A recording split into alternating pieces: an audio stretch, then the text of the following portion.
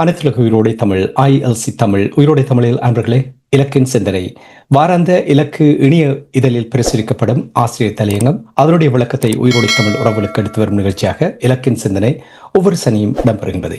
இந்த நிகழ்ச்சியில் எங்களோடு தமிழ் அறிஞர் மூத்த ஆய்வாளர் ஃபெட்டிமார் மாஸ்டர் அவர்களும் போரியல் ஆய்வாளர் அரசு அவர்களும் இணைந்து விளக்கத்தை தரும் நிகழ்ச்சியாக இந்த நிகழ்ச்சி இடம்பெறுகின்றது. இங்கே கலையத்தில் இருவரும் இணைந்திருக்கிறார்கள். வணக்கம் மாஸ்டர் அவர்களே. வணக்கம் தனாஞானி. வணக்கம் அரசு. வணக்கம் அரசு அவர்களே. வணக்கம் தனாஞானி. வணக்கம் மாஸ்டர். இருவருக்கும் வணக்கத்தை தெரிவித்துக் கொண்டு இன்றைய ஆசிரியர் தலையங்கம் இறமையில் வாழாது விட்டு இருப்பினையும் விளக்க வைக்கும் ஈழத்தமிழ் அரசியல்வாதிகள். இந்த வாரத்துல உலகத்திலையும் சரி உள்ளூரும் சரி நடந்த நிகழ்ச்சியில பார்த்தால் பாலம்பலம் திரைப்படத்துல கவிஞர் கண்ணதாசன் வரிகள்ல பி. சுசீலா பாடிய இந்த நாடகம் அந்த மேடையில் எத்தனை நாளம்மா என்ற அந்த வரிகள் தான் ஞாபகத்துக்கு வருகிறது. என்னென்னால் கடந்த வாரம் தலை சிறந்த நாடக வாரமாக உலக அரசியலும் சரி உள்ளூர் அரசியலும் சரி அமைந்திருக்கிறது. நீங்க பாத்தீங்களா இருந்தால் இஸ்ரேலுடைய நத்தஞ்சாகு 2 பேரும் பாராளுமன்றத்தையோ அமைச்சரவையோ அது இருக்கிறது என்று கூட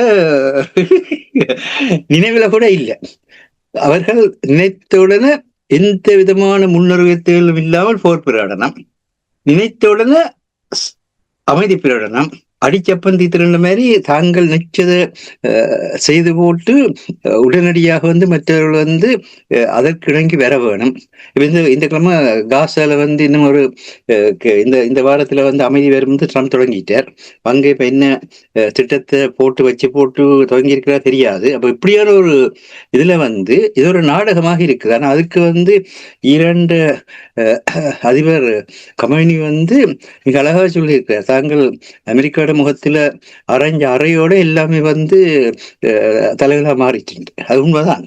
என்னதான் சரி, இவர்கள் எப்படித்தான் மூடி மறைத்தால் என்ன, எல்லா ஊடக பலத்தையும் பயன்படுத்தி தங்களுக்கு ஏற்ற மாதிரி சாதகமாக நம்ம செய்திகளை பரப்பினால் என்ன, இவர்களால் தங்களுடைய இருப்புக்கு சிக்கல் வரப்போகின்ற அச்சம் ஏற்பட்ட உடனே மாற்றத்தை கொண்டு வருகின்றார்கள் என்பதுதான் உண்மையான ஆய்வாக இருக்கின்றது. அதே போல ஸ்ரீலங்காவிலையும் ஸ்ரீலங்கா அரசாங்கத்துடைய அழைப்பின் பேரில், அது முக்கியமான பார்க்க வேண்டிய ஒன்று, அழைப்பின் பேரில் ஐக்கிய சபை மனித உரிமைகள் ஆணையாளர் மனித உரிமைகள் ஆணையத்தினுடைய ஆணையாளர் வோல்கட் சேக் அவர்கள் அங்கு சென்று அங்கு ஒரு ஐக்கிய நாடு சபை நாடகம் ஒன்று அரங்க இருக்கிறது. அதில் வந்தவர் திருவண்ணாமலைக்கு யாழ்ப்பாணத்துக்கு வந்த பொழுது இந்த நாடகங்கள்ல வசனம் பேசுமா போல தமிழருக்கு சார்பான வசனங்கள்லாம் பேசினார். ஆனால் கொழும்புல கடைசியாக அங்கிருந்து புறப்படைக்கல ஜனாதிபதிய மற்ற அரசு அலுவலர்கள் எல்லாம் சந்தித்து முடிய புறப்படுகின்ற பொழுது நேரடியாகவே சொல்லி போட்டார், தங்களுக்கான நீதி கிடைக்கும் என்று எதிர்பார்த்து கொண்டிருந்த தமிழ் மக்களுக்கு அவர் முகத்துல அடிச்ச மாதிரியாக ஸ்ரீலங்காவினுடைய இறமையை மீறி தங்களால் எதுவும் செய்ய முடியாது. இந்த இன்றைய அரசாங்கம் முன்னெடுக்கும் புதிய அரசியல் மாற்றம் மற்றும் சமூக மாற்றங்களை பாராட்டுகிறேன். தேசிய ஒற்றுமை மற்றும் நல்லிணக்கத்தை மேம்படுத்துகின்ற செயற்பாடுகள், மனித உரிமைகளை பாதுகாக்கின்ற செயல்கள், இதுக்கெடுக்கிற முயற்சிகள், இவற்றை ஐக்கிய சபையின் மனித உரிமைகள் ஆணையம் தனது முழு ஆதரவையும் வழங்கி பாதுகாக்கும் என்று உறுதியளித்தார். அந்த நேரத்தில் அவர்கள் இந்த போசனி கடைய இயலுக்கு ஒரு ஆய்வுக்கூடம் ஸ்ரீலங்காவை நிறுவி தடயங்களை இங்கே ஆய்வு செய்ய வேணும், அதற்காக உதவி செய்ய சொல்லி கேட்டதற்கும் அதனையும் கூட அவர் அக்கறையோட கவனத்தில் எடுத்திருக்கிறார். ஆனால் தடயங்களை அழிப்பதையே தன்னுடைய அரச கொள்கையாக கொண்டிருக்கிற ஒரு நாட்டில தடயியல் ஆய்வுக்கூடத்தை அமைச்சால் இந்த நடக்கும். அது அதை ஊகிச்சு கூட பார்க்க முடியாதவராக ஐக்கிய சபை மனித உரிமைகள் ஆணையர் இருக்கிறாரா என்பதுதான் கேள்வியாக இருக்கின்றது. இதென உறுதி செய்வது போல வடக்கு மற்றும் தெற்கில் உள்ள அனைத்து மக்களும் ஜனாதிபதி மற்றும் அரசாங்கத்தின் மீது மிகுந்த நம்பிக்கை கொண்டுள்ளனரை இவர் பிரகடனப்படுத்தியிருக்கிறார். இப்ப அரசாங்கத்தின் மேல் நம்பிக்கை இருக்கிறதுன்னு சொல்லி பிரகடனப்படுத்துறதுக்கான ஒரு வருகை போல அவருடைய வருகை மாறி இருப்பதை பார்க்கிறோம். அதே நேரத்தில் இங்க திருவண்ணாமலையில வைத்து கூட அங்க மக்கள் நேரடியாகவும் எழுத்து மூலமான கோரிக்கைகளை முன்வைத்ததுக்கு பிறகும் கூட இதற்கான தீர்வை இந்த தேச சட்டத்துடன் இணைந்துதான் பெற வேண்டும் என்று சொல்லி அந்த கட்டமைப்புக்குள்ள இருக்கிற அந்த கட்டமைப்புக்குள் இதான் மிக முக்கியமான விடயம். 1945 ஆண்டிலிருந்து இன்றைக்கு ஐக்கிய சபையுடைய சாசனம் வெளியிடப்பட்டு 80 ஆண்டுகள். இந்த 80 ஆண்டு கால வரலாற்றோட எங்கட சோல்பரி கமிஷன் அமைக்கப்பட்டு அரசியலமைப்பு இலங்கைக்குன்னு சொல்லி அறிவிக்கப்பட்டு 80 ஆண்டுகள். இந்த வளர்ச்சி இரண்டை நீங்க எடுத்து பார்த்தீங்கன்னா இந்த 80 ஆண்டுகளும் தாங்கள் உருவாக்கிய ஈழத்தமிழுடைய இறமையை சிங்கள பெரும்பான்மை ஒற்றியாட்சி பாராளுமன்றத்துக்குள் திணித்து பிரித்தானிய காலனித்துவ உருவாக்கி அந்த கட்டமைப்புக்குள்ளேயே நீங்கள் அதற்கான உங்களுக்கான தீர்வுகளை பெற வேண்டும் என்கின்ற ஒரு போக்கைத்தான் கடைபிடிக்கிறார்கள். இதில் எந்த விதமான ஒரு சிறிய மாற்றத்தை கூட அவர்கள் ஏற்படுத்தியதில்லை. இப்படியான நிலையில் இங்கு பிரித்தானியாவுடைய இன்றைய லேபர் அரசாங்கத்தின் பெரும் துன்பங்களை ஏற்படுத்தும் மக்கள் நலன்புரி சட்ட வரைவு குறித்த துன்பகரமான உண்மை என்னவென்றால் லேபர் கட்சியினர் எதனையும் கற்றுக்கொள்ள மாட்டார்கள், கேட்க மாட்டார்கள் என்பது நிரூபணமாகியுள்ளது என்று பிரித்தானியோட கார்டியன் ஆங்கில நாளிதழுடைய 10 எழுத்தாளர் போலி டோன்பி 27ஆம் தேதி ஜூன் மாத கார்டியன் நாளிதழில் கட்டுரைக்கு தலையங்கமிட்டிருந்தார். இது இன்று இலங்கை தீர்வில் ஈழத்தமிழ் அரசியல்வாதிகள் ஈழத்தமிழர் இறமைக்கு முக்கியத்துவம் அளிக்காத செயற்பட்டு ஈழத்தமிழின் தாயக தேசிய தன்னாட்சி வாழ்வுக்கு ஏற்படுத்தி வரும் பெரும் துன்பங்களுக்கும் பொருந்தும் என்பது இலக்கினுடைய கருத்தாக முன்வைக்கப்பட்டிருக்கிறது. என்றால் இலக்கு எத்தனையோ வருடங்களாக சில வருடங்களாக கூட தொடர்ந்து சொல்கின்றோம். நீங்கள் எங்கு போனாலும் நீங்கள் நினைக்கிற நினைப்பிலும் நீங்கள் சொல்ற சொல்லிலும் நீங்கள் செய்கிற செயலிலும் நீங்கள் இறமை உள்ளவர்கள் என்கின்ற அடிப்படையில் செயற்படுங்கள். நீங்கள் கெஞ்சி பிறவும் வேண்டாம், கொஞ்சி பிறவும் வேண்டாம், மிஞ்சி பிறவும் வேண்டாம். இந்த கெஞ்சிதல் கொஞ்சிதல் மிஞ்சிதல் எல்லாம் நாடகத்தில் நீங்கள் அரங்கேற்றிக் கொள்ளுங்க. அதாவது நாடகம் என்ற தலைப்பை போட்ட உங்களுக்கு தெரியும், கெஞ்சியும் பிற இயலாது மிஞ்சியும் பிற இயலாது வரிவா தெரியும். அப்ப எப்பொழுது பெறலாம்னு சொன்னால் இப்பொழுது சொல்வார்கள் என்று சொன்னால் ஒன்றில் நீங்கள் மருவி உயர்தல், ஒன்றோட நாங்கள் இணைந்து அதற்கேற்ற மாதிரியாக நாங்கள் வளர்ச்சி பெற்றுக் கொண்டு போக வேண்டும். இல்லாட்டி மறுத்து கடத்தல், இல்லாட்டி இருக்கிற அந்த தன்மையை மறுத்து இன்னென்ன காரணத்துக்காக நாங்கள் ஏற்றுக்கொள்ளவில்லை என்று கடந்து போக வேண்டும். அதுதான் தந்தை சொல்லி செய்தார். முதல்ல மருவி உயர்வதற்கான முறையிலே 1948ஆம் ஆண்டுல இருந்து 1972ஆம் ஆண்டு மட்டும் கிட்டத்தட்ட 4 நூற்றாண்டு காலம் இந்த மருவி உயர்றதுக்கு இயல்பான எல்லாத்தையும் செய்தார்கள். பேசினார்கள், போராடினார்கள், எல்லாம் செய்தார்கள். ஆனால் மருவி உயர்தல் சாத்தியமில்லை என்கின்ற பொழுது மறுத்து கடத்தல் என்ற நிலை வந்தது. அப்பொழுது 1975ஆம் ஆண்டு இந்த ஒற்றையாட்சி பாராளுமன்ற ஒற்றையாட்சி சிங்கள பெரும்பான்மை பாராளுமன்றத்தையே மறுத்து அதை கடந்து எங்களுடைய தன்னாட்சியின் அடிப்படையில் எங்களுடைய எதிர்காலத்தை அமைப்பதற்கான அந்த பிரகடனத்தை வெளியிட்டார்கள். இதை நாங்கள் முக்கியமாக எங்களுடைய மதிப்புக்குரிய சட்டத்தரணி சுமந்திரவர்களுக்கு மூலம் கூற வேண்டியதாக இருக்கின்றது. என்றால் அவர் கொழும்பில் இருந்து யாழ்ப்பாணத்தை பார்த்து வளர்ந்தவர், அதில் எந்த விதமான குறைபாடும் இல்லை. ஆனால் நீங்கள் அதனை விட்டு இப்பொழுது நேற்றைக்கு ஒரு நல்ல விஷயத்தை செய்திருக்கிறீர்கள். இந்த 1940 தனியார் காணிகளை கையகப்படுத்துகிற நாடகத்தை அனுர அரசாங்கம் தொடங்கி தாங்கள் அதை நடைமுறைப்படுத்தல் என்று நேற்றிரவு நள்ளிரவோட தானாகவே அந்த வர்த்தமானி சட்ட நிலை பெற ஒரு நிலை இருந்தது. அந்த நேரத்தில் கடைசி நேரத்தில் சுதந்திரன் வழக்கை தாக்கல் செய்து இடைக்கால தடை உத்தரவு என்ற பெற்றதன் மூலமாக கடைசி ஒரு சில மணித்தியாங்கள் இருக்கின்ற நேரத்தில் அவர்களுடைய எண்ணத்தை தற்காலிகமாக நிறுத்தி இருக்கின்றார். அது நீங்க சட்டத்துறையில் உங்களுக்கு இருக்கிற புலமையை காட்டு. அதுக்காக இலக்கு நடுவிலும் கூறிக்கொண்டு வருகிறது. உங்களை சட்டத்துறை புலமையை சட்டத்துறையிலே பயன்படுத்தி மக்களுக்கான அளப்பிரிய சேவை செய்யுங்கள். அதற்கான எல்லா விதமான தகுதி உங்களுக்கு இருக்கிறது, இல்லைன்னு கூறவில்லை. ஆனால் நீங்கள் பார்த்து மகிழ்ந்த அரசியலுக்குள்ள வராதீங்க. பார்த்து மகிழ்றதுல அரசியல் பங்கு வெற்றி உயர வேணும். அதான் சொன்ன ஒன்றில் மருவி உயர வேணும், இல்லது மறுத்து கடந்து போக வேண்டும். இந்த வழியாகத்தான் பங்கு வெற்றல் வேணும். ஆனால் அதனால்தான் இலக்கு பல தடவை கூறியிருக்கிறது. சுதந்திரனுக்கு மட்டுமில்லை, எல்லோருக்குமே கூறுகின்றோம். நீங்கள் துறைசார் நிபுணர்களை அழைத்து வாருங்கள். துறைசார் நிபுணர்கள் கூட நீங்கள் உங்களுக்கான தீர்வுமுறைகளை கொண்டு வாருங்கள். அந்த துறைசார் நிலையில் நீங்கள் ஒன்றில் அறிவு பெற்றிருக்க வேண்டும், ஒரு அனுபவம் பெற்றிருக்க வேண்டும். அந்த அறிவும் அனுபவம் இல்லாமைக்கு நீங்கள் சார்ந்து நின்று செயற்பட முற்படுவீர்களா இருந்தால் யாருடன் சாருகின்றீர்களோ அவரிடத்து கூட தான் அந்த பிரச்சனை பெறும். நீங்கள் பார்த்தீங்கள் என்றால் எல்லோருமே திருக்குறளை பற்றி பேசுவார்கள். திருக்குறளில் வந்து தெய்வத்தால் ஆகாதனிலும் முயற்சிதம் மெய்வருத்த கூலி தரும் என்ற அந்த திருக்குறள் ஆழ்வினை உடைமையெல்லாம் சொல்லப்பட்டிருக்கிறது. அது வந்து அறத்துப்பாலில் வந்து கடவுளை காற்று உண்டாக சொல்லப்படவில்லை. எங்க ஆழ்வினை உடைமையில பொருட்பாலில் வந்து நாங்கள் வந்து பொருளை உற்பத்தி செய்வதன் மூலமாக செயற்பட வேணும் என்று கொண்டு வரைக்கலாம் தான் தொல்காப்பியம் அதை சொல்லும். அதாவது முதலெனப்பட்ட நிலமும் பொழுதும் உண்டு. அதாவது ஒரு மனிதனுக்கு அவன் வாழ்ந்து கொண்டிருக்கிற நிலம்தான் அவனுக்கான வாழ்வை நிர்ணயிக்கிறது. அவன் வாழ்ந்த காலம்தான் அவன் வாழ்வதற்கான புறச்சூழ்நிலை ஏற்படுத்துகின்றது. இந்த நிலமும் காலமும் மாறுமாக இருந்தால் கடவுளால் கூட எதுவுமே செய்ய முடியாது. அதனுடைய கடவுள் எல்லாத்தையும் செய்வார், கடவுள் எல்லாத்தையும் செய்வார் என்ற ஒரு மனநிலையை தோற்றுவித்து மக்களை வந்து அடங்கி போற, ஒதுங்கி போற, பதுங்கி போற சமுதாயமாக மாற்ற நிலை வேண்டாம் என்றுதான் வள்ளுவர் மிக தெளிவாக சொன்னார். உங்களுடைய வாழ்வினுடைய அடிப்படையாக இருக்கிற நிலம், உங்களை நிலத்தை நீங்கள் பாதுகாத்தே ஆக வேண்டும். அதுக்காக தான் மண்மீட்பு போர்னு சொல்லி தமிழ்ல தேசிய விடுதலை போராட்டத்துக்கான பேரை வைத்தார்கள். என்று அங்கு வந்து மொழி சார்பாகவோ அல்லது மதம் சார்பாகவோ அல்லது இனம் சார்பாக கூட அந்த விடுதலை போராட்டம் அமையவில்லை. எல்லாத்துக்கும் மேலாக வடக்கு கிழக்கை தாயகமாக கொண்டு வாழ்ந்து கொண்டிருக்கிற அனைத்து மக்களுடைய மண்ணும் பாதுகாக்கப்படுகின்ற பொழுது அந்த அனைத்து மக்களுக்குமான வாழ்வியல் சுதந்திரமும் சமத்துவமும் சகோதரத்துவம் உள்ளதாக மாறும் என்ற அடிப்படையில் தான் கூறினார்கள். அதாவது இந்த நேரத்தில் வந்து இப்பொழுது மிக முக்கியமான தன்மை என்னன்னு சொன்னால் சிங்கள குடியேற்றம். நேற்றைக்கு கூட யாழ்ப்பாணத்துல குருத்துவ நிலையில இருக்கிற ஒரு உரையாடைக்குள்ள கூட சொன்னார், யாழ்ப்பாணம் பெரியாஸ்பத்திரியில வந்து 200 சாதிமார் எடுப்பதாக இருந்தால் அங்கு வந்து 160 பேர் சிங்களவர்களாக இருக்கின்றார்கள்.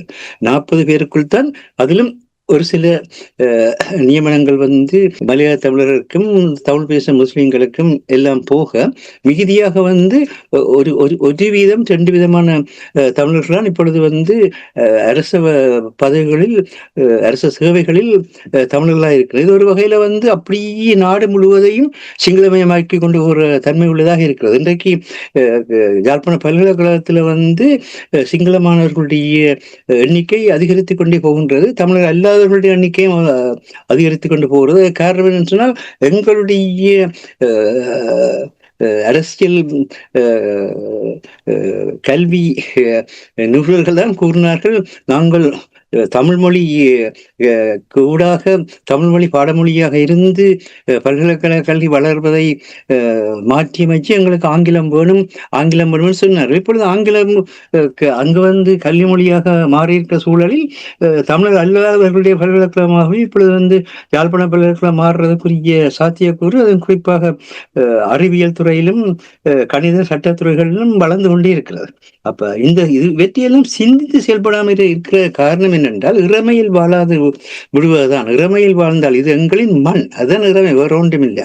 எங்களுடைய சொந்த மண், அந்த சொந்த மண்ணில் நாங்கள் வாழ்கிறோம் என்ற தன்மையோட வாழாது விட்டால் இருப்பினை இருக்கிற தன்மையை இழப்பார். இப்பொழுது ஐக்கிய சபையினுடைய மனித உரிமைகள் ஆணையத்தின் ஆணையாளருடைய மறைமுகமான செய்தி என்ற செய்தியை பார்க்கின்ற பொழுது செப்டம்பர் மாதத்தில் அது ஸ்ரீலங்காவினுடைய பொறிமுறைக்குள்ளேயே உரிய தீர்வுகளை பெறலாம் என்ற நிலை வரப்போகின்றது. இதுதான் வெளிநாடுகளில் நாங்கள் வந்து அந்த மாதிரி செயற்படுறோம், இந்த மாதிரி செயற்படுறோம், எங்களை பற்றி நீங்கள் செயற்படுற முறைமைகளுக்கு நீங்கள் ஏதாவது சொன்னாலே எங்களை நீங்கள் தூக்கி வீசுகிறீர்கள் என்றெல்லாம் பரப்புரை செய்து ஊடகத்துறைக்கு கூட பல இடர்பாடுகளை தோற்றுவித்து தனிப்பட்ட நிலையில் கூட தன்மானத்தை கூட இழக்கிற அளவுக்கு வந்து பல விமர்சனங்களை முன்வைத்தவர்கள் இப்பொழுது கையாளாக நிற்க போகிறீர்கள் இந்த செப்டம்பர் மாதத்தில். என்றால் ஸ்ரீலங்கா அரசாங்கம் முறைப்படியாக எந்தெந்த முறைமைகளுக்கு கூடாக பயணிக்க வேண்டுமோ அத்தனை முறைமைகளுக்கெல்லாம் பயணித்திருப்பதை காணக்கூடியதாக இருக்கின்றது. அந்த வகையில் தான் இந்த ஐக்கிய சபை மனித உரிமைகள் ஆணையத்தினுடைய ஆணையாளருடைய வருகையின் பின்னான காலத்தில் புலத்தில் வாழ்ந்து கொண்டிருக்கிற தமிழர் தான் இப்பொழுது வந்து பிரச்சனையை வந்து தாங்கள் வாழ்ந்து கொண்டிருக்கிற நாடுகளின் மக்களுக்கு எடுத்து செல்ல வேண்டிய தேவையில் இருக்கின்றீர்கள். ஆனால் நீங்கள் யாருமே மக்களுடன் வந்து எந்த ஒரு நிறுவனம் என்றாலும் அவர்கள் வாழுகின்ற நாட்டினுடைய மக்களில், அந்த நாட்டினுடைய மக்களில் இத்தனை வீதமானவர்களுடன் நீங்கள் தொடர்பாடலை செய்கின்றீர்கள், இத்தனை ஊடகங்களில் இந்த செய்திகளை கொண்டு வருகின்ற அளவுக்கு உங்களுக்கு வலிமை ஏற்படுத்தி வைத்திருக்கின்றீர்கள்.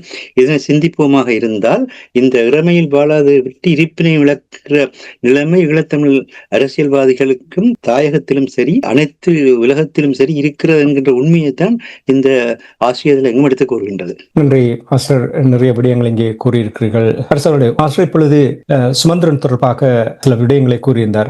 தெற்கிலங்கையில் இருந்து பார்த்து வளர்ந்தவர் என்று கூறியிருந்தார். உங்களுக்கு தெரியும், சமீபத்தில் ஐக்கிய நாடுகள் ஆணையத்தின் ஆணையாளர் வோக்கல் டாக் அவர்கள் வந்த பொழுது அங்கே நடந்த சம்பவங்களை உங்களுக்கு தெரியும். தமிழ் மக்களை பொறுத்த மட்டில் இப்பொழுது இருக்கின்ற நிலைமையை பார்த்தால் தரமான அந்த நாட்டினுடைய பிரச்சனையை புரியாத, மக்களுக்கு விடயங்களை எடுத்து கூற முடியாத நிலைமை தமிழர் தாயகத்தில் இப்பொழுது இருக்கின்றது. இந்த நிலைமை நிலவுகின்றதன் காரணமாக தமிழ் மக்கள் இங்கிருந்து நகர முடியாமல் இருப்பதை நீங்கள் அவதானிக்கிறீர்களா?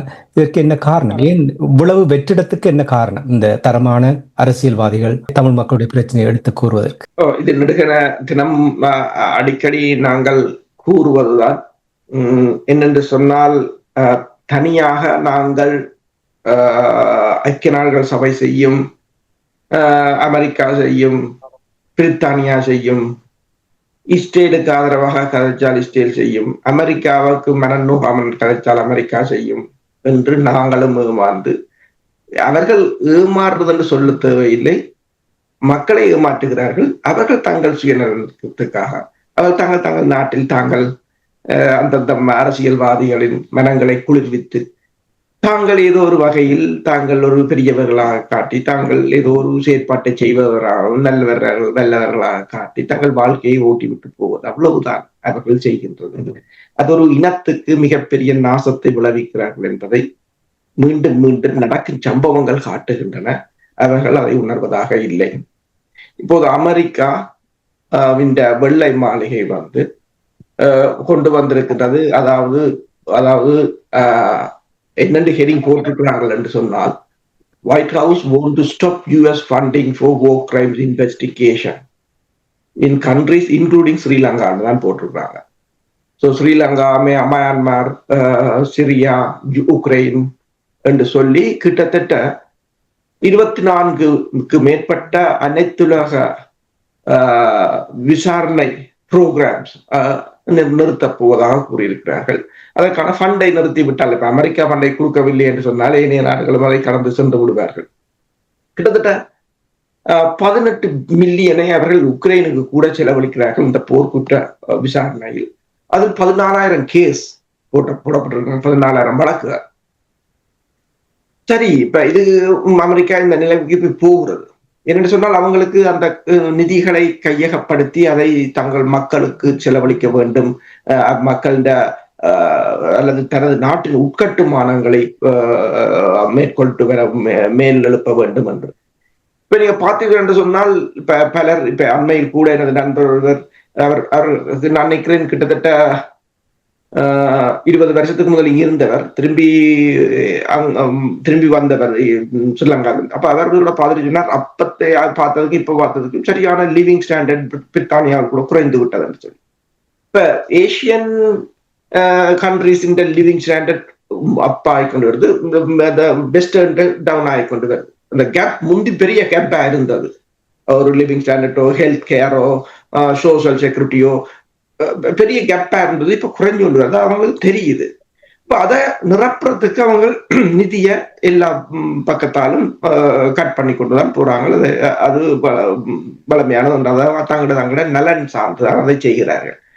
போர்க்குற்ற விசாரணைகள், நீதி ஊழல், அக்கௌண்டபிலிட்டி என்றெல்லாம் சொல்றதெல்லாம் தங்கட அரசியல் நலன்களுக்காகவும் பொருளாதார நலன்களுக்காகவும் ஒரு இடத்தில் ஒரு போர் இடம்பெற்று அந்த போரை காரணம் காட்டி ஒரு போர்க்குற்ற விசாரணையை கொண்டு வந்து ஒரு சாராரை ஒரு மேற்குலக நாடுகள் தண்டிக்கிறது என்று சொன்னால், அது அதை அங்கு கொண்டு வரப்போகின்ற அடுத்த சாரார ஊடாக அவர்களுக்கு ஒரு நன்மை வரப்போகிறது என்றதுதான் அர்த்தம்.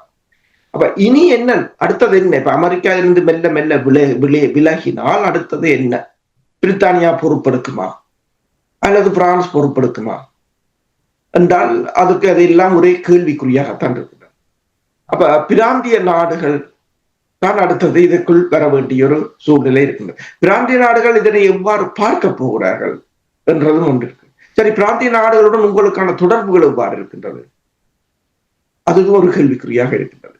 இப்ப நீங்கள் இவ்வளவு காலமும் கூறினீர்கள் அது நடக்க போது நீங்கள் குழப்புறீர்கள், நாங்கள் மாஸ்டர் கூறினர் நாங்கள் செய்து கொண்டு போறதை குழப்பினீர்கள் என்றால் பொறுப்பு கூறுங்கள். நீங்கள் முதலில் இவ்வளவு நாளும் செய்ததை என்ன பலனை நீங்கள் கண்டீர்கள் என்று பொறுப்பை கூறுங்கள். முதல் உங்களுக்கு நீங்களே பொறுப்பை கூறுங்கள். அதன் பிற்பாடு யோசிப்போம். அந்த ஒரு பொறுப்பு கூறல் என்றது அதுல இருந்துதான் நாங்கள் யோசிக்கலாம். நாங்கள் பாதை சரியா பிள்ளையாண்டு எந்த ஒரு பொறுப்பு கூறலும் இல்லாமல் நீங்கள் சும்மா இது இப்படி செய்யலாம் அப்படி செய்யலாம் என்று உங்கள் சுய திருப்திக்காகவும் உங்கள் சுய விளம்பரத்துக்காகவும் இதை செய்ததன் விளைவுதான் இப்போது வந்திருக்கின்றது. நாங்கள் அடிக்கடி கூறிக்கொண்டு வந்தோம், கேட்டுக்கொண்டு வந்தோம். அதாவது இதுவரையில் நீங்கள் செய்த விடயங்களை ஒரு டான்ஜபிளான அவுட்கமை காட்டுங்கள் என்று எத்தனை நாங்கள் இங்கே கேட்டு இருக்கின்றோம். அது நீங்கள் கூறுவது சரி, ஒன்றுமே இல்லாதபடியால் தான் அவர்களால் காட்ட முடியாது. ஆனால் இப்படி சொல்லி சொல்லி எப்படி தப்பிக்கொண்டே இருக்க போறோமா? இப்படியே இருப்போமாக இருந்தால் எந்த ஒரு மாற்றமும் வரப்போவதில்லை. இப்ப பாருங்கள், ஆணையாளர் கூறிய விடயங்களை இப்போ மாஸ்டர் சுட்டி காட்டும் பொழுது அவர்கள் எந்த ஒரு விடயத்தையும் செய்ய போவதில்லை. இப்படியே அரசியல்வாதிகள் இதே நிலைமை இருக்க போகிறது, அமைப்புகளும் இதே நிலை இருப்பவர்கள். நாங்கள் திருப்பி இவர்களை குறை கூறுவதாக அவர்கள் பார்க்கிறதாக இருந்தாலும் கூட இந்த விடயங்களை சுட்டி காட்டும் பொழுது இங்கிருந்து நகரக்கூடிய எந்த ஒரு திட்டமும் இல்லையே, ஏக்க நிலைதான் இருக்கின்றது. நாங்கள் இதிலிருந்து 80களுக்கு புலம்பெயர்ந்து வாழுகின்ற நாடுகள் இருக்கின்ற தமிழ் மக்களுடைய தரம் அதிகம் எல்லா வகையில். ஆனால் நாங்கள் சரியாக இவ்வளவு விடயங்களையும் சொல்லி சொல்லி சொல்லி கொண்டிருந்து எவ்வாறு நாங்கள் நகரப்போகிறோம்? மாஸ்டர் கூறினார் என்னென்று சொன்னால், இந்த காணியை கையகப்படுத்துவது தொடர்பான வர்த்தகமானிக்கு எதிராக சுமந்திரன் வழக்கு போட்டதால் அது இடைநிறுத்தப்பட்டது. குருத்தூர் மலை என்றால் சுமந்திரன் வழக்கு போட்டதாக இருக்கும். வேற எங்காவது அரசியல் கைதிகள் விடுதலை என்றால் சுமந்திரன் வழக்கு போட்டதாக இருக்கு. ஆனால் சுமந்திரனை பற்றி நேரெதிரான விமர்சனங்களும் அதிக அளவான விமர்சனத்துக்கு உள்ளாவர்களும் அவர்தான். இதுல கேள்வி, இப்ப சுமந்திரன் நல்லவர் கிட்டவரா என்ற கேள்வி எல்லா அரசியல்வாதிகளுக்கு முன்னால் இருக்கின்றன. உங்களால் நான் சில பேர் வேற அரசியல்வாதிகளும் போட்டாலும் தெரியாது, அல்லது வேற சிவில் அமைப்புகளும் போட்டாலும் தெரியாது. நீங்கள் எதை போட முடியவில்லை. இப்ப எல்லாத்துக்கும் சுமந்திரன் தான் பெறோட மாட்டார். நீங்கள் ஆக்ஷன், இப்ப நீங்கள் கூவதால் ஒரு சட்டத்தின் முறை ஊடாக போங்கள். ஏனென்றால் இந்த நாடுகள் அதற்குள் தான் வந்து நிற்பார்கள். இப்ப இலங்கை அரசு அந்த சட்டங்களில் இருக்கின்ற நுணுக்கங்களை பயன்படுத்தி எங்களுக்கு எவ்வளவு தூரம் எங்களை அடக்கலாம் என்றதை இலங்கை பார்க்கணும். அதே சட்டங்களை தின தடவை நாங்கள் இதில் கூட கதைத்திருக்கிறோம். தொல்லியல் திணைக்களத்தின் மீது கூட வழக்குகளை போடலாம். அனைத்துலக மட்டத்தில் அதற்கு எதிராக போராட்டத்தை கொண்டு வரலாம். இலங்கையின் பொருளாதாரத்தை முடக்குவதற்காக ஏதாவது செய்யலாம். இதுவும் செய்யவில்லை. புலம்பெயர் அமைப்புகள் இலங்கையை புலம்பெயர் அமைப்புகளும் புலம்பெயர் அல்லது உள்ளூர் அரசியல்வாதிகளும் அவர்கள் இதுவரை மேற்கொண்ட நடவடிக்கைகளை உத்து கொண்டு பாருங்கள். இப்ப மக்கள், நாங்கள் அல்லது ஊடகங்கள் கூட ஒரு விசாரணையை மேற்கொள்ளலாம். இதுவரை இந்த அமைப்புகள் அரசியல்வாதிகள் மேற்கொண்ட நடவடிக்கைகள் இலங்கையின் பொருளாதாரத்தையும் இலங்கை பொருளாதாரத்தை எவ்வளவு தூரம் பாதித்தது அல்லது இலங்கைக்கு எவ்வளவு அழுத்தங்களை கொடுத்தது என்பதை பார்க்கலாம். ஒன்றுமில்லை. அவங்கள் கொண்டு வந்த மனிதர்கள் ஆணைக்குழுவின் தீர்மானத்தை தாங்கள் கொண்டு வந்ததாக கூறி கும்மாளம் அடிச்சிட்டு போனதே தவிர அதற்கப்பால் எதுவும் இல்லை. ஒவ்வொரு இலங்கை அரசு வரும்போதும் ஆட்சிகள் மாறும் போது அது சிங்கள அரசியல் கட்சிகளும் ஜியோ பொலிட்டிக்கல் அதாவது பூகோள அரசியலுக்குமாக நடக்கின்ற நாடகங்களை ஏதோ தங்களுக்கு ஏதோ நடக்கிற மாதிரியும் தாங்கள் ஏதோ அதில் புதிய அரசு அதை செய்ய போது தங்களுக்கு தாங்களே ஆறுதல் கூறி அதை மகிழ்ச்சி அடைந்து தங்கள் காலத்தை ஓட்டி போனதே தவிர அதற்கு அப்பால் எதுவுமே இல்லை என்று இப்ப வோக்கட்டோ மாஸ்டர் சொன்னது போல அதுதான் உண்மை. அவர்கள் உள்ளக பொறிமுறை ஒரு சிங்கள சிப்பாயும் அங்க தண்டிக்கப்பட போறதில்லை என்றது எல்லோருக்கும் தெரிந்த விடயம். இலங்கையில் அமைக்கப்பட்ட அத்தனை ஆணைக்குழுக்களும் காணாமல் போனதுதான் வரலாறு. இது ஐநாவே சொல்லி இருக்கின்றது.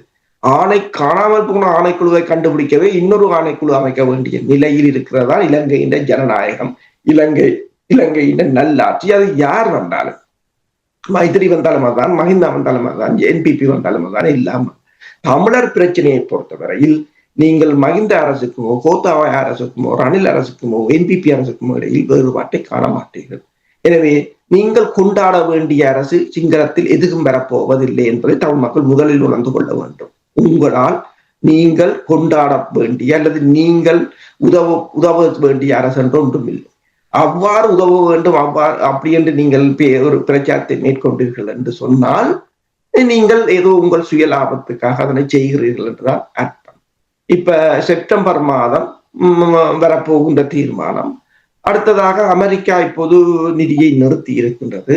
இப்போது இங்கே சிலர் நிதி சேர்க்கிறார்கள் என்று சொன்னால் இந்த செப்டம்பர் மாதம் அன்றைக்கு பார்த்தால் ஒருத்தர் ஃபார்வர்ட் பண்ணியிருந்தார். செப்டம்பர் மாதம் இடம்பெறுகின்ற மனித உரிமைகள் ஆணைக்குழுவின் கூட்டத்தொடரில் அங்கிருந்து கலந்து கொள்வதற்கு இலங்கையிலிருந்து வருபவர்களுக்கு செலவுக்காக நிதியை தாருங்கள் என்று ஒரு துண்டு பிரசுரம் அடித்து விநியோகிக்கப்பட்டிருக்கிறது. யார் எவர் என்று தெரியாது.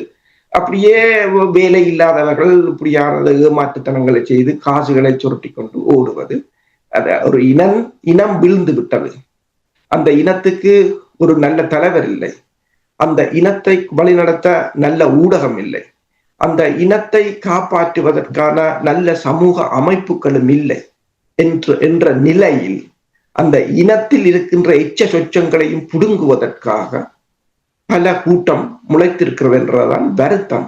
இந்த வருத்தத்தையும் கடந்துதான் நாங்கள் பயணிக்க வேண்டும். மாஸ்டர் அரசு அவர்கள் இப்ப கூறிய பிளீக் எனக்கு நேர்மறையாக பார்ப்பதற்கு ஒன்றுமே எனக்கு இருக்கவில்லை. ஆனால் நாங்கள் உண்மையை பேசித்தான் ஆக வேண்டும். உண்மையை பேசாவிட்டால் நாங்கள் இங்கிருந்து நகர மாட்டோம். தமிழ் மக்களை பொறுத்த மட்டில் இன விடுதலைக்கான போராட்டம் தோற்றுவிட்டது என்று நீங்கள் நம்புகிறீர்களா?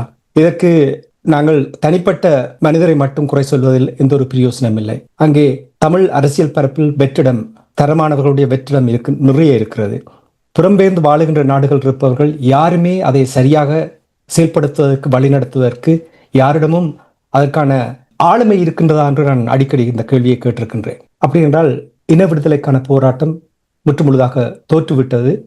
இனி ஜீரோவிலிருந்து ஆரம்பிக்க வேண்டிய ஒரு நிலைமை வந்திருக்கின்ற என்று நீங்கள் நம்புகிறீர்களா? இல்லை, அது ஒரு எங்களுக்கு இருக்கிற ஒரு பின்னடைவை நாங்கள் தோல்வி நினைக்கின்ற ஒரு மனநிலை ஏற்படுகின்ற ஒரு சிக்கல். உண்மையில் முன்னர் இருந்ததை விட இப்பொழுது இனத்துவ அடிப்படையில் மொழியை பாதுகாக்கிற நிலையில் தாங்கள் வாழ வேண்டும் என்கின்ற உணர்வு மக்களுக்கு இருக்கின்றது. ஆனால் மக்களை ஒருங்கிணைத்து மக்களுடைய அறிவு என்று சொல்கின்ற பொழுது அறிவென்றால் என்ன என்பதை விளங்கிக் கொள்ள வேண்டும். அறிவு என்று சொல்வது நாங்கள் வாழ்வில் அறிவை பயன்படுத்தி மேம்படுவதற்கான அந்த நிலை. நாங்கள் வாழ்வில் மேம்பட்டு கொண்டு போவதற்கு அறிவை பயன்படுத்துகின்ற பொழுது அறிவு உங்களுடைய வாழ்வாக இருக்கின்றது. அப்படி இல்லாமல் அது கடவுள் தருவார் அல்லது ஒரு தலைவர் தருவார், தலைவர் நினைக்கல அரசியல் தலைவர்கள் தருவார்கள். அப்படி இல்லாவிட்டால் வெளிநாடுகளில் இருக்கின்ற அரசியல் தலைமைகள் தரும் என்று சொல்லி சார்பு நிலையில் நாங்கள் வாழ்வோமாக இருந்தால் எங்களுடைய ஆற்றலை நாங்களே செயற்படுத்த விடாமல் தடுத்து கொண்டிருக்கின்றோம். இதுதான் நடந்து கொண்டிருக்கின்றது. உண்மையிலே சொல்ல போனால் நீங்கள் பார்த்தீர்களா இருந்தால் இப்பொழுது அங்கிருக்கின்ற மக்களுக்கு தாங்கள் அந்த மண்ணில் வாழ வேண்டும் என்கின்ற ஒரு நிலை இருக்கின்றது. ஆனால் 60% மக்களுக்கு வெளிநாட்டுத்தவர்கள் இருக்கின்றனர். அந்த 60% மக்களும் தங்களுடைய புற வாழ்வை தாங்கள் ஒரு ஆடம்பரமான வாழ்வாக மாற்றுவதற்கான முறையிலே அதனை கட்டமைத்துக் கொண்டிருக்கின்றார்களே தவிர இந்த 40% மக்களுக்கு எந்த விதமான வாழ்வுக்கான ஆதாரங்களும் இல்லாமல் அவர்கள் தவித்துக் கொண்டிருக்கின்ற நிலை இல்லை. இது நாங்கள் சின்ன சின்ன சரைட்டிகளுக்காக செய்கிறோம் எல்லாம் கூறுவார்கள்.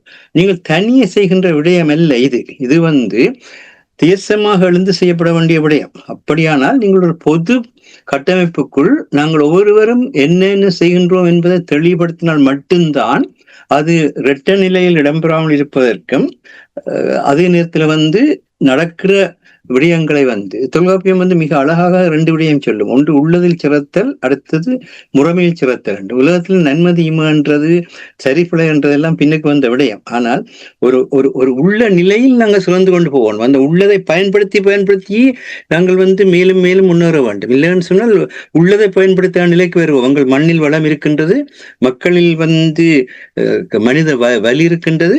ஆனால் அந்த மனித வலுவையும் மக்களையும் இணைத்து உலக சந்தைக்கான இணைப்பை எவ்வளவு தூரத்துக்கு ஏற்படுத்தி இருக்கின்றோம். உலக சந்தைக்கான இணைப்பை நீங்கள் ஏற்படுத்தாத வரை உலகில் இருக்கின்ற யாருமே உங்களுக்கு உதவ மாட்டார்கள் என்ற எல்லா நாடுகளும் தன்னுடைய பொருளாதார பிரச்சனையுடன் போராடி கொண்டிருக்கின்ற. அமெரிக்காட்டும் காசு இல்லை, இன்றைக்கு எல்லா இடத்துலும் அந்த பிரச்சனை இருக்கின்றது, அந்த சிக்கல் இருக்கின்ற. இந்தியாவுக்கும் கூட இப்ப இந்த போராட்டத்துக்கு பின்னர் அதனுடைய தன்மைகள் மாற்றம் ஏற்படும் என்று கூறுகின்றார்கள். அவை எல்லாத்தையும் பார்க்கின்ற பொழுது நீங்கள் அதான் தொடக்கத்திலே கூறினார், இந்த பொருளாதாரம் என்பதுதான் உங்களுடைய இறைமையை நிர்ணயிக்கின்ற எல்லக்கோடு.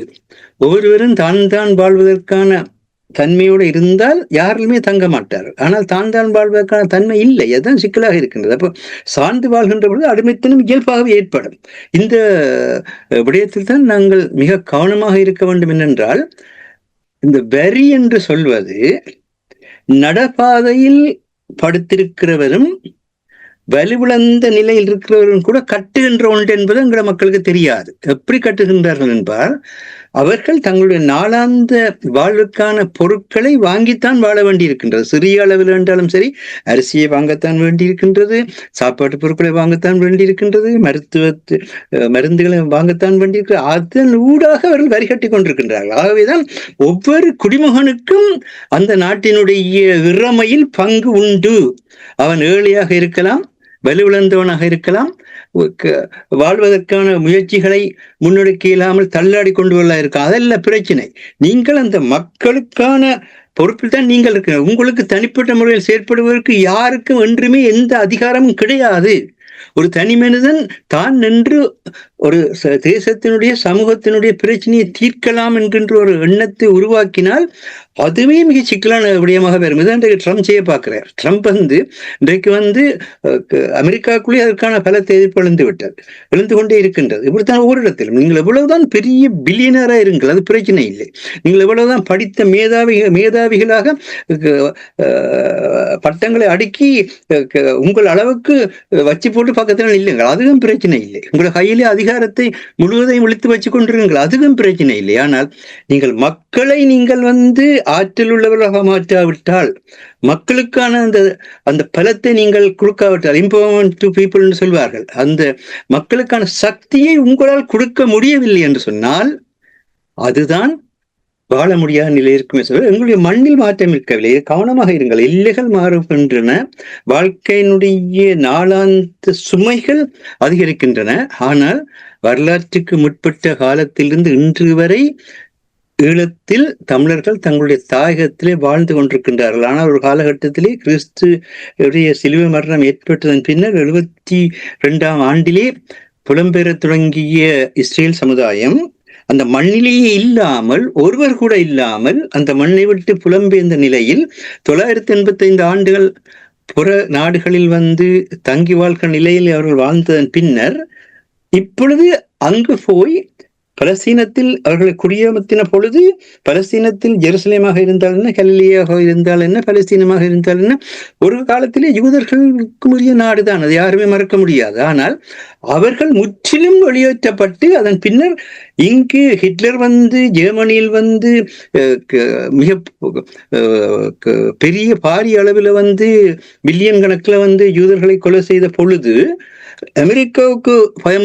விட்டது. தங்களுடைய நாட்டில் இருக்கின்ற யூதர்களுக்கு குடியுரிமை கொடுக்க வேண்டும் என்று. பிரித்தானியாவுக்கும் அதே பிரச்சனை வந்தது. உலகத்தில் இருக்கிற இந்த நாடுகளுக்கு அந்த பிரச்சனை வந்த பொழுது மீளவும் இவர்களை வல்கட்டாயமாக கொண்டு போய் பலஸ்தீன மக்கள் அந்த 985 ஆண்டுகளாக தாங்கள் தேச நிர்மாணம் செய்து வாழ்ந்து கொண்ட இடத்திலே கொண்டு போய் குடியேற்றினார்கள். அப்பொழுது பிரித்தானியாவில் இருந்த ஒரு ராபியை தவிர, ராபி என்றால் யூத குருவை தவிர ராபிக்கள் எல்லாருமே அதை எதிர்த்தார்கள். அவர்கள் கூறினார்கள், நாங்கள் அந்த மக்களுடன் நாங்கள் எங்களுடைய நிலைமையை எடுத்து கூறி அதன் வழியாக நாங்கள் அங்கு எங்களுக்கான வாழ்வை பெற வேண்டும். இவ்விதமாக நீங்கள் கொண்டு குடியேற்றுகின்ற பொழுது அது என்றுமே ஒரு போராட்டக்களமாக மாறும் என்று கூறினார்கள்.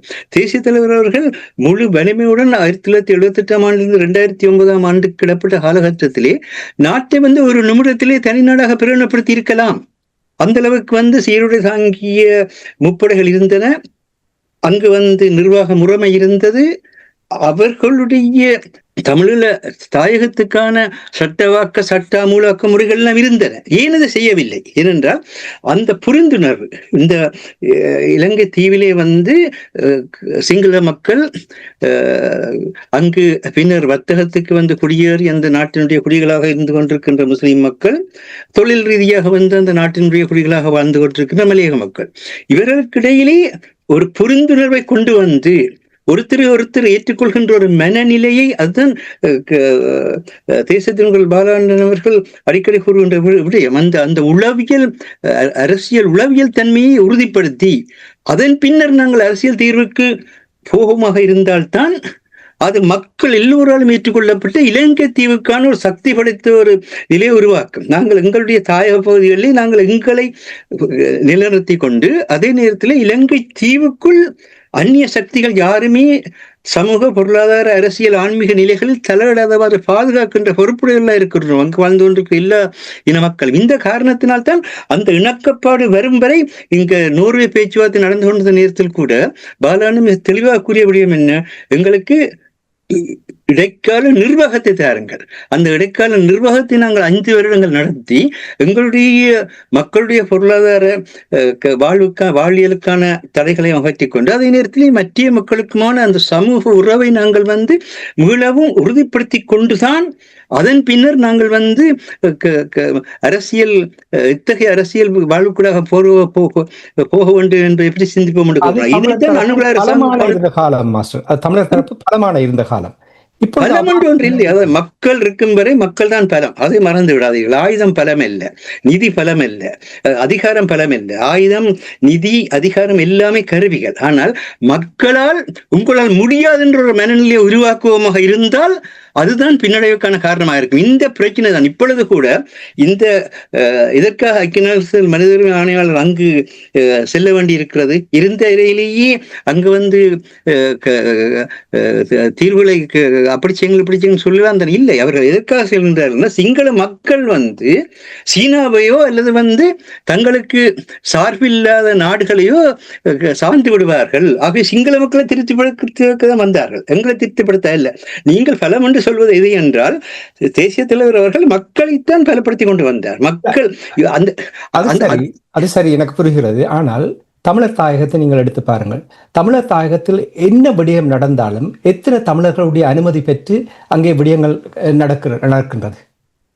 இதுக்குன்னு சொன்னால் அந்த மக்களுடைய சக்தி கூட்டு மொத்தமானது என்று இல்லாமல் ஒரு குழு நிலையில் அல்ல ஒரு தனி நிலையில் இருக்கின்றது என்ற ஒரு மாயை தோற்றிக்கப்பட்டு விட்டது. இப்பொழுது அங்கு வாழ்வெட்டு கலாச்சாரம் கூட இருக்கின்றது. சாதாரண மக்களுக்கு அந்த பயம் கூட இருக்கின்றது. போதை கலாச்சாரம் மக்களுடைய வாழ்வியலாக மாற்றப்பட்ட ஒரு நிலை இருக்கின்றது. கல்வி மறுப்பு நிலை என்பது இன்று பல நிலைகளிலே தொடர்ந்து கொண்டுதான் இருக்கிறது. எல்லாருக்கும் சமத்துவமான கல்வி கிடைக்கிறது என்று இல்லை. வேலைவாய்ப்பும் அதே மாதிரி தான். வேலைவாய்ப்பு சிங்கள மக்களையும் மையமாக கொண்டு நடந்து கொண்டிருக்கின்றது.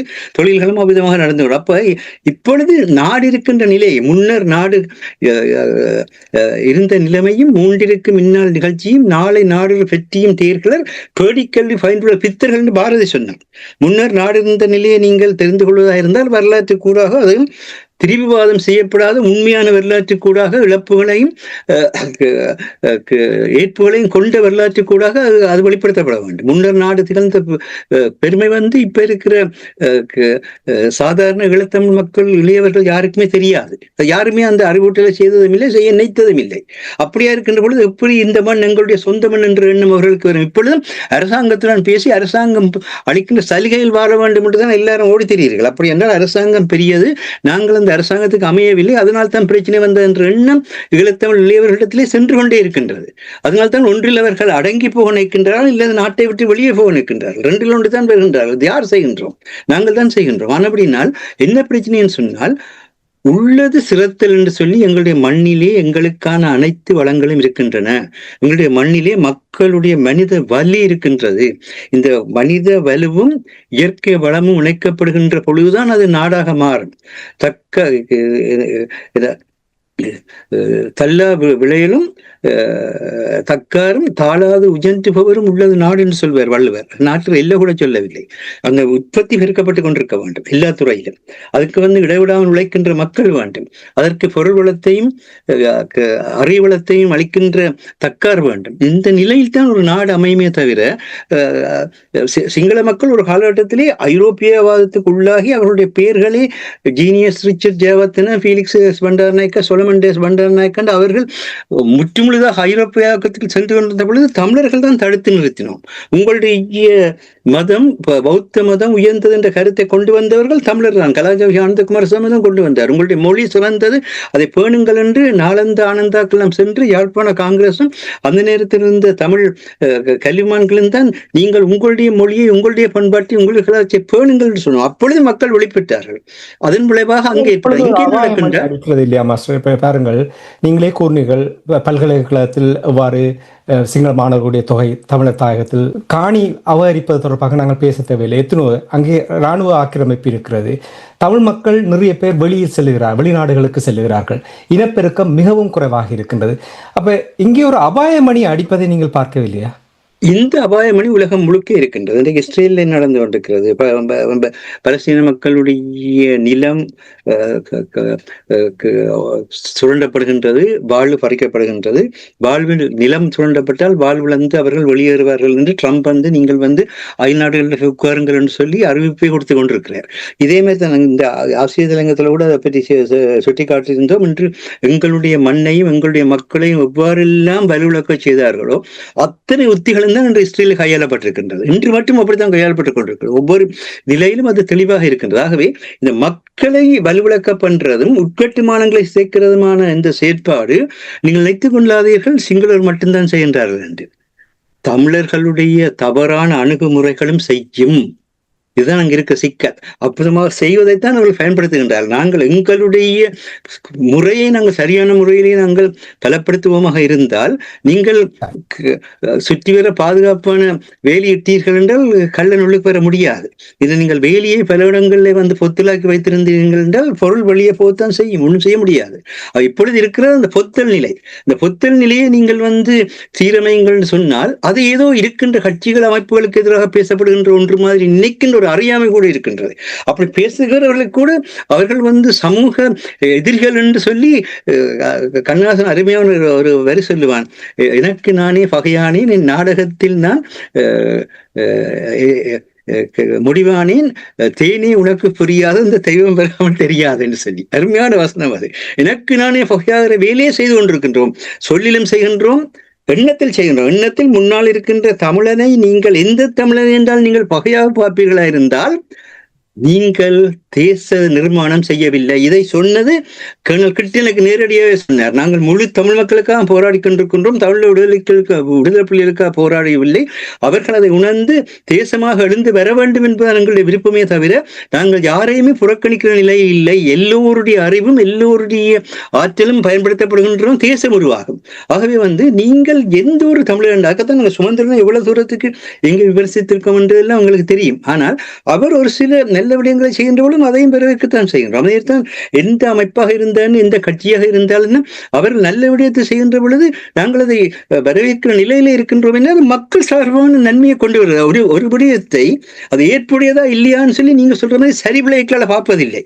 எப்படி பார்ப்பது என்றால் அது பிழையாக இருந்தாலும் அது மக்களுக்கு நன்மை பயக்கமாக இருந்தால் அதை ஏற்றுக்கொள்ள வேண்டிய ஒன்றாக இருக்காதான். தீமையும் நன்மை பயக்கும் என்ற அந்த கோட்பாடு வந்ததுக்கு காரணம் அதுதான். நீங்கள் தீமையாக பார்க்கிற விடயம் கூட சமூகத்துக்கு, அதாவது இன்னும் ஆழமாக சொல்வதாக இருந்தால் மனித தன்மைக்கு, அவன் மனித தன்மையுடன் வாழ்வதற்கு சுதந்திரம், சமத்துவம், சகோதரத்துவம் என்ற தன்மையுடன் வாழ்வதற்கான அந்த சக்தியை எது கொடுத்தாலும் அதை ஏற்க வேண்டிய நிலையில் இருக்கின்றோம். அது அப்படி வருகின்ற பொழுதுதான் தலைமைத்துவம் உருவாகும். அப்படி வருகின்ற பொழுதுதான் அந்த தலைமைத்துவத்துக்கு ஊடாக மக்களுடைய ஒருமைப்பாடு வரும். அந்த மக்களுடைய ஒருமைப்பாடு தான் அந்த மிகப்பெரிய சக்தி. உலகத்தில் இருக்க எல்லாருக்கும் தெரியும். இவ்வளவு ஆயுதங்களையும் பயன்படுத்தி என்ன செய்கின்றார்கள்? மக்களை அழிக்கின்றார்கள், மண்ணினுடைய உட்கட்டுமானங்கள் சேர்க்கின்றார். இதுதான் ஈழத்தில் நடைபெற்றது, இதுதான் இன்றைக்கு இஸ்ரேலில் நடைபெறுகிறது, இதுதான் இன்றைக்கு உக்ரைனில் நடைபெறுகிறது. எந்த இடத்துல தாங்கள் சுரண்ட வேணும் நினைக்கின்றார்களோ அந்த இடத்தினுடைய மனித வலுவை சிதைக்க வேண்டும், உட்கட்டுமானங்களை பறிக்க வேண்டும். இதுக்கு பேரான அரசியல். இந்த அரசியல் நீங்க ஒன்றும் செய்ய முடியாது. மக்களுடன் சென்று இந்த உள்ளூராட்சி தேர்தல் முடிஞ்சு விட்டது. இப்பொழுது என்ன, ஒவ்வொரு சபையிலும் தமிழரசு கட்சி வந்ததா வர இல்லையா என்ற அங்க பிரச்சனை இருக்கே தவிர தமிழரசு என்ற சொல்ல கூட மறந்து போனீங்க.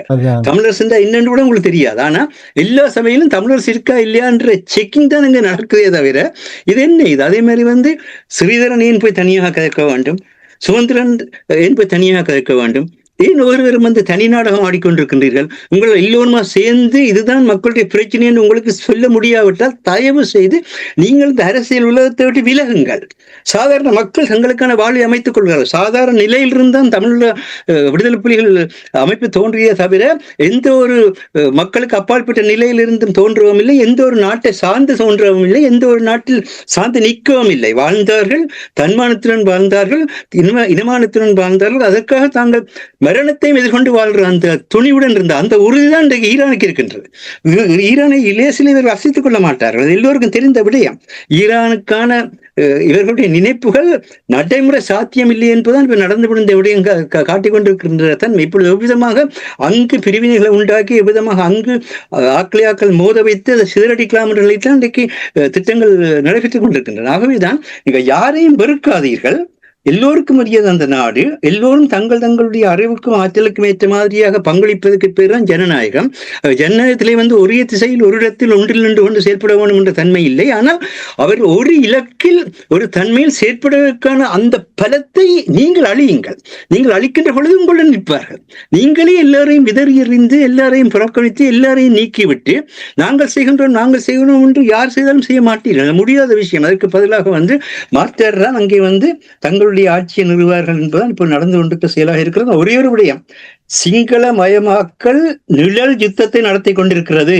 இந்த நிழல் யுத்தத்தில் ஒவ்வொரு செகண்டும் தாயகத்துடைய மண்ணும் தாயகத்துடைய மக்களும் சுரண்டப்பட்டு அங்கிருந்து வெளியேறுகின்ற தன்மை அதிகரித்துக் கொண்டிருக்கின்ற உண்மையை கவனத்தில் எடுத்துக்கொண்டு இந்த 16 ஆண்டுகளில் வெளியேறிய மக்களுடைய எண்ணிக்கையை கொண்டு வாருங்கள். ஏன் இவ்வளவு மக்கள் 16 ஆண்டுகள் வெளியேறினார்கள்? அங்கு யுத்தம் முடிந்து விட்டது.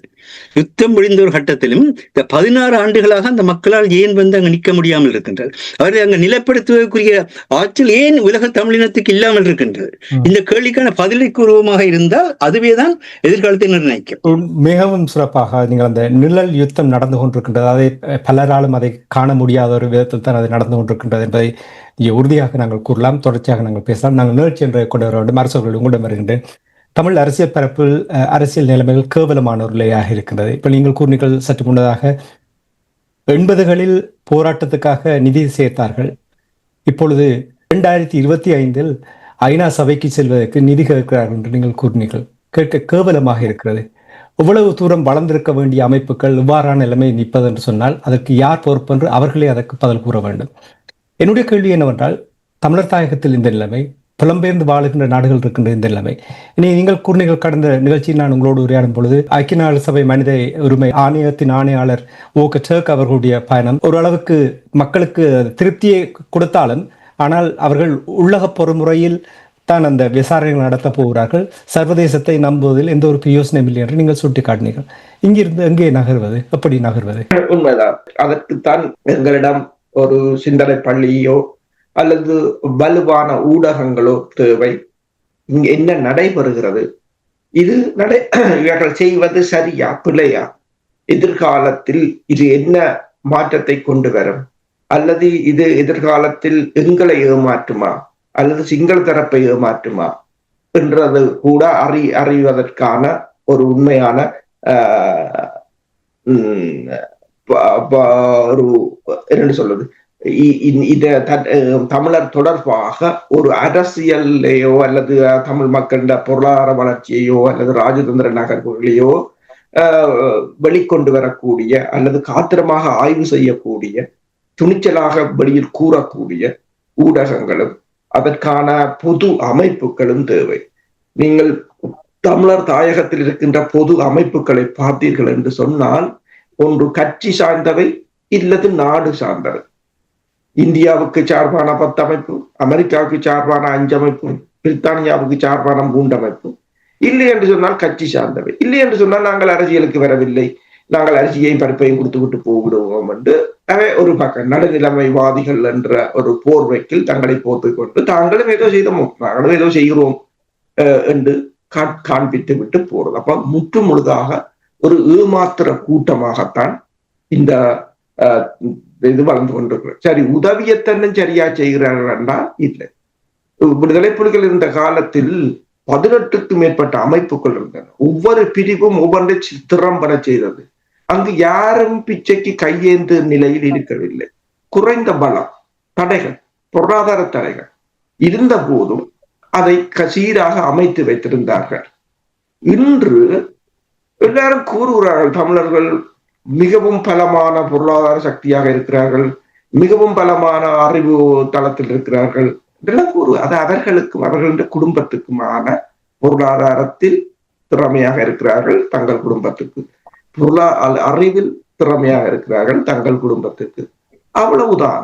அதை போற்றி கொண்டாடுவதற்கு எதுவும் இல்லை. வேணும் என்று சொன்னால் அவர்கள் தங்களுக்குள் தங்கள் உறவினர்களை கூட்டி வைத்து மனமடித்து விட்டு போற அது வேறு விடயம். நாடு தேசம் என்று வரும்போது நீங்கள் என்ன செய்தீர்கள், உங்கள் திறமைகளையோ உங்கள் அறிவுகளையோ உங்கள் பொருளாதார வளத்தையோ எவ்வாறு பயன்படுத்தினீர்கள்?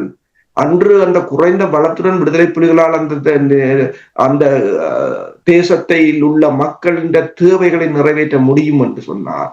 அதுக்கு என்ன இருந்தது? ஒரு பிளான், ஸ்ட்ரக்சர் இருந்தது, ஒரு செயற்பாடு இருந்தது. எல்லோரும் கொண்டு போய் ஒரு இடத்தில் எல்லாவற்றையும் போடவில்லை, பிரித்து பிரித்து செய்தார்கள், ஒவ்வொன்றையும் பிரித்து பிரித்து செய்தார்கள்.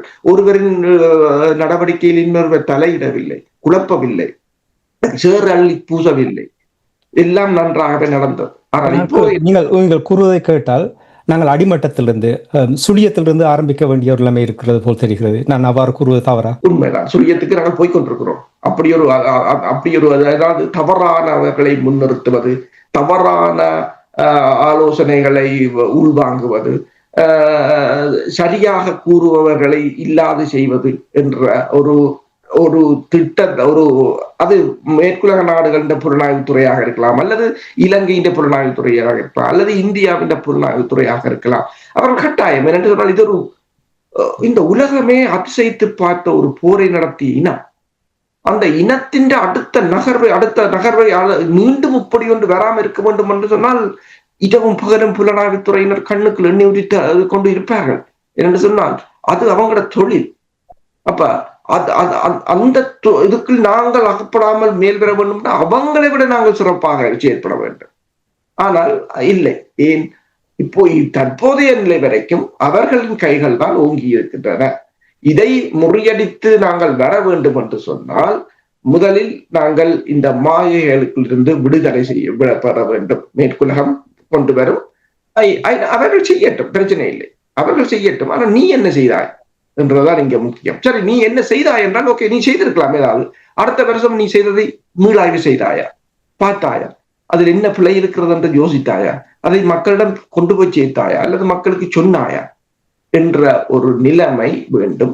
அதே போலதான் இந்த ஊடகத்துறை இதில் பெரும் காத்திரமான பங்களிப்பை வழங்க வேண்டியது ஊடகத்துறை. 10-12 விளையாட்டு செய்திகளையும் விளையாட்டு செய்திகள் போல சுமந்திரன் அதை செய்தார், இதை செய்தார், அப்படி செய்தார், இப்படி செய்தார் என்று சொல்லிவிட்டு அதில் 4 காசை பார்த்து கொண்டு போகும் ஊடகங்கள் எல்லாத்தையும் விடுத்து அது இருக்கட்டும், பிரச்சனை இல்லை. ஏனென்றால் காசு உழைப்பவர் அது அவர்கள தொழில், அவர்கள உழைப்பு, அதை நாங்கள் சொல்ல தேவையில்லை. ஆனால் நீங்கள் அந்த தேசத்துக்காக செயற்படுகிறோம், இனத்துக்காக செயற்படுகிறோம் என்பவர்கள் நீங்கள் இதை கடந்து ஒரு ஊடகத்துறையை இப்ப நீங்க பார்த்தீங்கன்னா அல் ஜசீராவாக இருக்கலாம், அல்லது அமெரிக்காவின் ட்ரம்புக்கும் பீட் ஹெசத்துக்கும் இப்ப பிரச்சனையாக இருக்கிறது யார்? New York times, CNN. இப்ப போராட்டம் எங்க மாறிடுது? இப்ப ஈரானுக்கும் அமெரிக்காவுக்கும் இல்ல சண்டை, இப்ப சண்டை அங்க மாறிடுது, நியூயார்க்ல, அங்க அமெரிக்காவுக்குள்ள மாறி மாறி தாக்குதல் நடத்தி கொண்டிருக்கிறார். ட்ரம்ப் எழுதியிருக்கிறார் ட்விட்டர்ல, பேட் பீப்புள் என்றுதான், ஈவில் இன்டென்ஷன், அப்படித்தான் அந்த வேர்டுகள் எல்லாம் போகுது என்று சொன்னார். வார்த்தைகள் கூட பேசி இருக்கிறார். சரி, ஏன் நான் கூறுகிறேன் என்று சொன்னால் ஒரு ஊடகத்துறையின் வலிமையை இந்த தகாத வார்த்தைகள் கடும் சொற்களில் இருந்து நீங்கள் கண்டுபிடிக்கலாம். ஒரு மிகப்பெரிய உலகின் சக்தி வாய்ந்த ஒரு அரச தலைவர் தன் நிலை மறந்து பேச வேண்டிய நிலைக்கு அந்த ஊடகம் எவ்வளவு வலிமையாக இருக்கிறது. இதை எவ்வளவு தரம் நாங்கள் சுட்டிக்காட்டிருக்கோம். இதனால்தான் அந்த போராட்ட சூழலில் தேசிய தலைவர் அவர்கள் மக்கள் எல்லோரையும் சென்றடைகின்ற வான் ஒளியை முதன்மைப்படுத்தினார். அவர் டிவியை கூட முதன்மைப்படுத்தவில்லை, வானொலியத்தை முதன்மைப்படுத்தினார். என்னன்னு சொன்னால் எல்லா மக்களுக்குமான அந்த சக்தி அந்த வான் அலையில் தான் எழும்பும். அந்த வானலை எவ்வளவுக்கு எல்லாரையும் அவரவர் செய்கின்ற செயலை சுட்டி திறனாய்வு செய்ய வேண்டிய தேவை இருக்கு. நான் யாரையும் வெறுக்கவும் கூடாது, யாருடைய திறமையை புறக்கணிக்கவும் கூடாது என்ற நிலையத்தான் அவர் சுட்டி காட்டினார். ஏத்தான் கிட்டியவர்கள் என்னிடத்தில் பேசும் பொழுது கூட கூறினார், நாங்கள் எல்லா மக்களுக்குமான போராட்டத்தை நடத்தி கொண்டிருக்கின்றோம். எல்லா மக்களுக்குமான இந்த போராட்டத்திலே ஒவ்வொரு மனிதனும் தன்னுடைய சுதந்திரத்துடன் தன்னுடைய வாழ்வை கொண்டு வர தன்மையை உருவாக்க வேண்டும். அதுக்கு பின்னதான் ஜனநாயகம் என்றது வேற. எனக்கு என்னுடைய வாழ்வை கொண்டு வருவதற்கான ஆற்றல் இல்லை என்று சொன்னால் அவர் மிக அழகாக சொன்னார். அதாவது எங்களுக்கான பலத்தை நாங்களே உருவாக்கக்குள்ளே உண்டா, நாங்கள் எப்படி எனக்கு சாப்பிட வழி இல்லாமல் இருந்தால் உங்களுக்கு எப்படி நான் வீட்டை சாப்பிட்டு போங்கன்னு சொல்ல முடியும்? எனக்கு கொடுத்த ஆடை இல்லாமல் இருந்தால் எப்படி நீ உண்டு ஆடை 90 போட்டு இதை போட்டு கொடுக்க முடியும்? அவை தயவு செய்து இந்த ஊடகத்தையும் அமைத்து பொருளாதாரத்துக்கான வங்கியை அமைக்க விட்டால் உங்களுக்கல்ல தேசத்துக்கு மற்ற ஒன்று திரும்ப திரும்ப சொல்கின்றோம், தேசமாக எழ வேண்டிய நிலை. அந்த தேசத்தில் பல்வேறு கருத்துள்ளவர்களும் பல்வேறு அறிவுத்தளம் உள்ளவர்களும் பல்வேறு அனுபவம் உள்ளவர்களும் இருப்பார்கள். எல்லோருக்கும் புரியாது தேசம் அவர்களுடைய. அப்பதான் அந்த தேசம் எங்களுடைய என்ற எண்ணம் பெறும். இன்றைக்கு பாத்தீங்கன்னா பிரித்தானியாவில் அரசு சொன்ன மாதிரி இன்றைக்கு பிரித்தானிய லேபர் கட்சிக்கு இங்க பிரச்சனையா இருக்கிறது கார்டியன். ஒவ்வொரு நாளும் அவர்கள் செய்கின்ற ஒவ்வொரு செயலையும் மக்கள் சார்பாக நட்டு கலட்டி போடுவார்கள், வாட்பாட கலட்டி போட்டுருவாங்க. நீங்கள் இந்த நோக்கத்துக்காக தான் செய்கிறீர்கள். அதனால அவர்கள் சர்வாதிகாரத்தை உருவாக்க முடியவில்லை. ஆக ஊடகம் இல்லை என்றால் சர்வாதிகாரம் எல்லா நிலையிலும் பெறும், குடும்பத்திலும் பெறும். அதான் அந்த பிரச்சனையா இருக்கு. ஆக இன்னொரு விடயத்தை சொல்லிக்கொள்ள முடிக்கலாம் நினைக்கின்றேன். அது அரசு தொட்டி சென்றார். என்னவென்றால் தேசிய விடுதலை போராட்டத்துக்கு, தமிழீழ விடுதலை புலிகளுடைய போராட்டத்துக்கு உலகம் அஞ்சியதற்கு காரணம் ஒரு இடத்தில் ஏற்படுற மனித சுதந்திர எழுச்சி என்பது உலகம் முழுவதுக்கும் பரவும், எல்லா கட்டமைப்புகளையும் மாற்றும்.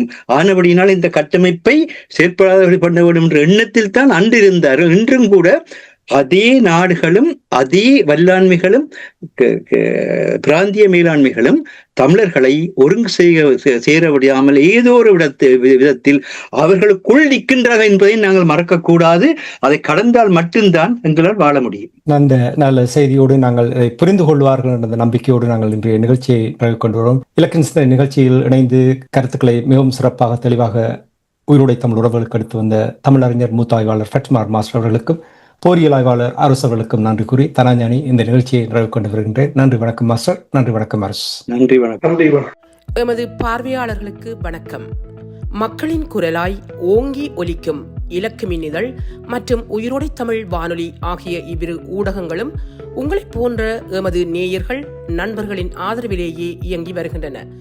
மிக குறைந்த வளங்களுடன் பல இடர்கள் மற்றும் தடைகளை தாண்டி பயணிக்கும் எமது ஊடகங்களின் பணிகள் மேலும் வளர உங்களால் முடிந்த நிதியுதவியை வழங்கி இன்னும் காத்திரமான செயற்பாடுகளை முன்னெடுக்க உதவுமாறு மிகவும் பணிவன்புடன் வேண்டி நிற்கின்றோம். உங்கள் பங்களிப்பு உங்களின் உரிமை குரலாய் ஓங்கி ஒலிக்கும். நன்றி.